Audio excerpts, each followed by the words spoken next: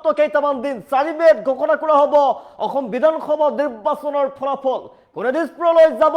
জনতা জনাৰ্দনে কাক নিৰ্বাচন কৰিব কাৰ চৰকাৰ হ'ব এই মুহূৰ্তত সেয়া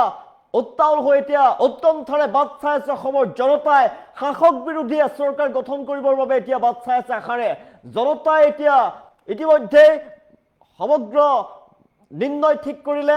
সমগ্ৰ ইভিএমত বন্দী হৈ পৰিলে জনতা জনাৰ্দনৰ যি ৰায় আৰু সেয়া জলজল ওলাই পৰিব 4 মে'ৰ দিনা 4 মে'ত অসম বিধানসভা নিৰ্বাচনৰ ফলাফল চৰকাৰ গঠন কৰিবলৈ উদ্যম হৈ পৰিছে শাসক বিৰোধী কোনে গঠন কৰিব চৰকাৰ কোন দিছপুৰলৈ যাব এই মুহূৰ্তত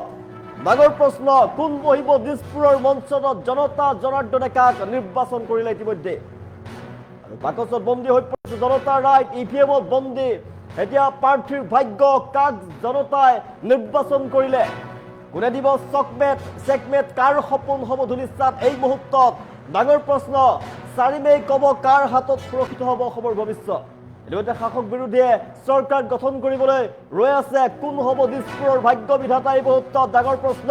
কাউণ্টডাউন ইতিমধ্যে আৰম্ভ হৈছে মাজত মাত্ৰ কেইটামান দিন বাকী আছে মাজত মাত্ৰ কেইটামান দিন 4 মে' সোমবাৰ দিছপুৰত বহিবলৈ ব্যাকুল হৈ পৰিছে বিৰোধী কোনে দখল কৰিব দিছপুৰৰ মঞ্চ বিজেপি মিত্ৰজোঁটে পুনৰ শাসনত বহিব হিমন্ত বিশ্ব শৰ্মা অসমৰ মুখ্যমন্ত্ৰী হ'বনে নে গৌৰৱ গগৈ হ'ব অসমৰ মুখ্যমন্ত্ৰী এয়া ডাঙৰ প্ৰশ্ন এতিয়া সকলোৱে শাসক বিৰোধী উদ্দাল হৈ পৰা দেখিবলৈ পোৱা গৈছে চৰকাৰ গঠনৰ বাবে ইতিমধ্যে আৰু জনতা জনাৰ্দনে কাক ৰায় দিছে সেয়া কিন্তু 4 মে'ৰ দিনা জল পটপটকৈ ওলাই পৰিব জনতা জনাৰ্দনে ইতিমধ্যে ইভিএমত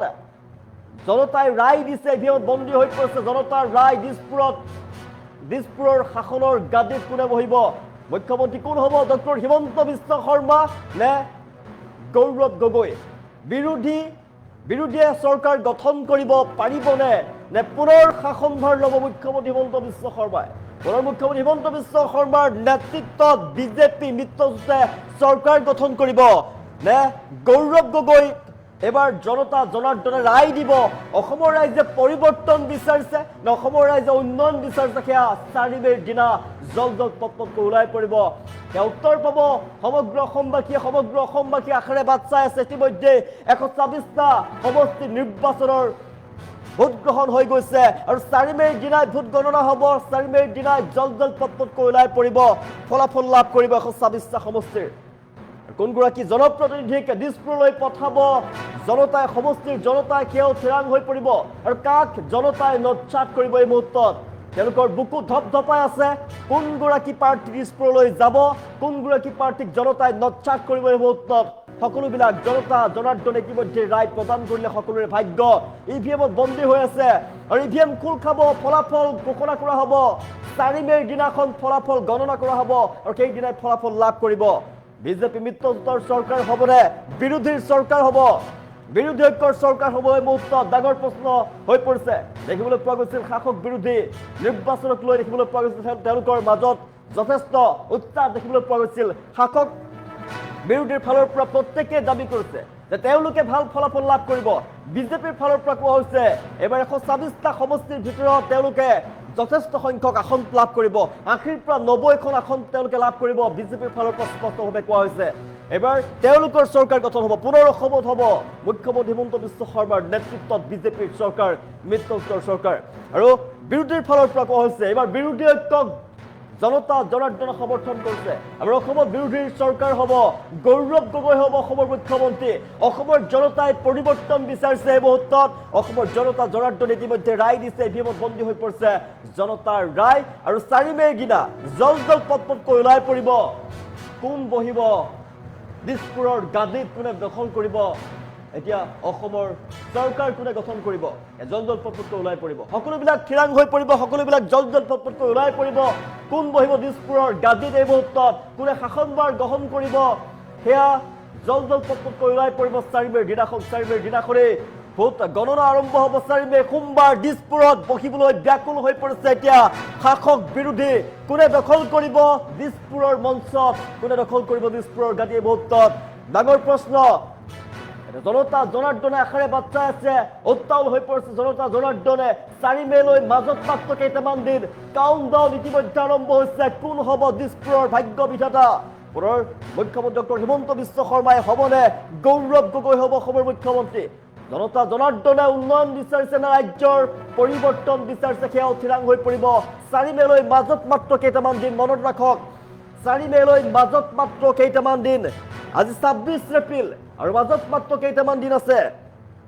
আজি 26 এপ্ৰিল মাজত মাত্ৰ কেইটামান দিন আছে আৰু তাৰ পিছত ওলাই পৰিব জল পটকৈ ওলাই পৰিব কোনে দখল কৰিব অসমৰ মঞ্চত কোনে দখল কৰিব অসমৰ শাসনভাৰ কোনে ৰাজ্যত পুনৰ চৰকাৰ গঠন কৰিব সেয়া জল পটকৈ ওলাই পৰিব এতিয়া সকলোৱে আশাৰে বাট চাই আছে 4 মেৰ ফলাফলক লৈ 4 মেত অসম বিধানসভা নিৰ্বাচনৰ ফলাফল ঘোষণা কৰা হ'ব চৰকাৰ গঠন কৰিবলৈ উদ্যম হৈ পৰিছে শাসক বিৰোধী দিছপুৰৰ মঞ্চৰ কোন বহিব বাকচত বন্দী হৈ পৰিছে জনতাৰ ৰায় ইভিএমৰ বাকচত জনতাৰ ৰায় ইতিমধ্যে বন্দী হৈ পৰিছে কোনে দিব চেকমেট কাৰ সপোন হ'ব দলিচাত কাক জনতাই নচাত কৰিব এই মুহূৰ্তত ডাঙৰ প্ৰশ্ন 4 মে সকলোবিলাক কৈ দিব কাৰ হাতত সুৰক্ষিত হ'ব অসমৰ ভৱিষ্যত আৰু কোন হ'ব দিছপুৰৰ ভাগ্য বিধাতা অসমৰ পুনৰ মুখ্যমন্ত্ৰী হ'ব ডক্টৰ হিমন্ত বিশ্ব শৰ্মা গৌৰৱ গগৈ হ'ব অসমৰ মুখ্যমন্ত্ৰী সেয়া জল পটকৈ ওলাই পৰিব জনতা জনাৰ্দনে ইতিমধ্যে ৰায় প্ৰদান কৰিলে ইতিমধ্যে ভোট গ্ৰহণৰ দিনাই জনতা জনাৰ্দনে 126টা সমষ্টিৰ যিহেতু ভোট গ্ৰহণ একেলগে আমাৰ হৈছিলে আৰু ভোট গ্ৰহণৰ দিনাই জনতা জনাৰ্দনে কাক চৰকাৰ গঠন কৰাৰ বাবে আগবঢ়াই দিব কাক দিছপুৰৰ গাদীত বহিবৰ বাবে জনতাই ঠিক কৰিলে ভাগ্য ইতিমধ্যে নিয়ন্ত্ৰিত হৈ পৰিছে সকলোবিলাক অসমৰ ভৱিষ্যত কোন হ'ব জনতা জনাৰ্দনে ইতিমধ্যে থিৰাং কৰিলে আৰু সকলোবিলাক ভাগ্য ঠিক কৰিলে কাৰ ভাগ্য উদয় হ'ব কাক নচ্ছাত কৰিব জনতা জনাৰ্দনে ইতিমধ্যে সকলোবিলাক ঠিক কৰিলে আৰু সকলোবিলাক এতিয়া বন্দী হৈ আছে ইভিএমৰ বাকচত ইভিএমত বন্দী হৈ পৰিছে এতিয়া প্ৰাৰ্থীৰ ভাগ্য এটা 126টা সমষ্টিৰ সকলোবিলাক প্ৰাৰ্থীৰ ভাগ্য ইতিমধ্যে ইভিএমত বন্দী হৈ পৰিছে আৰু ইভিএম খোল খাব ইভিএমৰ বাকচত ইতিমধ্যে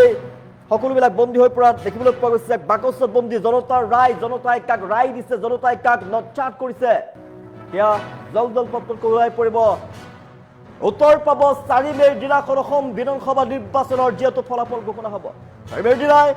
অসম বিধানসভা নিৰ্বাচনৰ ভোট গণনা আৰম্ভ হ'ব আৰু সেইদিনাই ফলাফল লাভ কৰিব অসমৰ জনতাই উদ্বেগজনকভাৱে ৰৈ আছে কোনে দখল কৰিব অসমৰ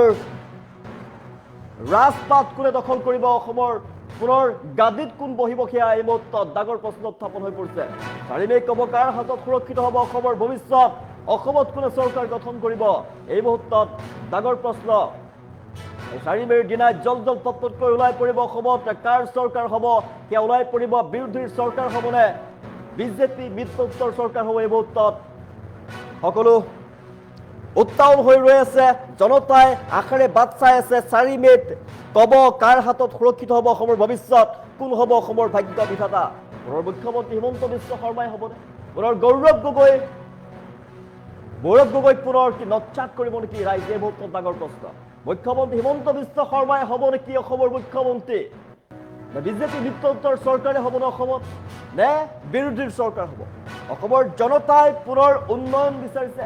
নে অসমৰ জনতাই পুনৰ পৰিৱৰ্তনহে বিচাৰিছে অসমৰ জনতাই উন্নয়ন বিচাৰিছে নে পৰিৱৰ্তন বিচাৰিছে এই মুহূৰ্তত ডাঙৰ সাঁথৰ হৈ পৰিছে সেয়া জল পটকৈ ওলাই পৰিব 4 মেৰ দিনাখন যিহেতু 4 মেৰ দিনা অসম বিধানসভা নিৰ্বাচনৰ ভোট গণনা আৰু সেইদিনাই ফলাফল লাভ কৰিব জনতা জনাৰ্দনে নিৰ্বাচিত কৰিছে ইতিমধ্যে আৰু সেই নিৰ্বাচিত কৰা সেই যি ৰায় জনতাৰ ৰায় ইতিমধ্যে ইভিএমত বন্দী হৈ পৰিছে 4 মেৰ দিনাখন কাৰ ভাগ্য উদয় হ'ব এই মুহূৰ্তত ডাঙৰ প্ৰশ্ন ইয়াকে লৈ এতিয়া বিৰোধী শাসক বিৰোধীৰ বুকু ধপধপাই আছে কোনে দিছপুৰৰ মঞ্চত বহিব কাক জনতা জনাৰ্দনে ইতিমধ্যে নিৰ্বাচন কৰিলে ইতিমধ্যে সকলোবিলাক যিহেতু বাকচত ইভিএমৰ বাকচত বন্দী হৈ আছে এতিয়া বিৰোধী শিবিৰ আৰু বিজেপি মিত্ৰজোঁটৰ